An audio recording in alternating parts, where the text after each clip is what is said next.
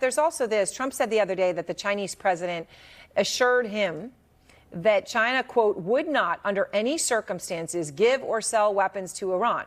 I guess this is back to what we were talking about earlier in the show. People say whatever they want to say now. Words don't mean a whole lot. And Trump said, I take him at his word. OK, so that was the back and forth.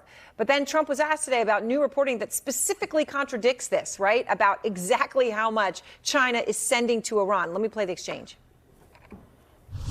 There's a new report that Iran's about to get 400 rocket launchers from China going through Pakistan to Iran. Well, that would be surprising. I mean, things like that happen, but that would be surprising. He told me very strongly he wouldn't partake, and he knows I'd be quite disappointed. Seth, what do you make of that response? And I mean, let's just be blunt here. What is China doing to help Iran, both when it comes to weapon shipments and also other things? For example, a lot of the specific targeting of U.S. bases, which the reporting has been very clear that both Russia and China have helped with. Yeah, Erin, the Chinese are clearly a problem right now. If this information is true and the Chinese are providing shoulder-launched weapon systems to the Iranians, these are largely air defense systems, but they could be used to shoot down a U.S. aircraft or, pose a serious threat to the Israelis as well.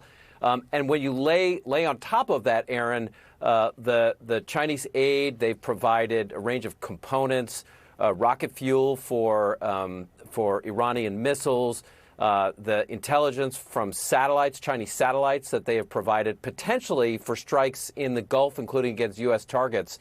This is a disturbing trend. And, Erin, it's not dissimilar from what we've seen the Chinese do to the Russians in the Ukraine war, where they are now essentially bankrolling the Russian industrial base. So the president really, I think, has to, recognize that the Chinese are undermining both theaters right now. Yeah, well, and it's pretty incredible. China will go and tell him, that they're not doing it, and he says, I take them at their word. They continue to do it. In a sense, it's a mockery of the U.S. president.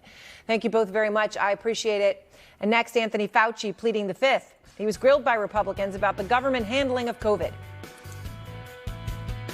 I respectfully decline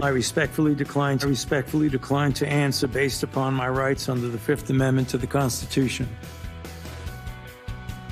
Could that backfire on Fauci?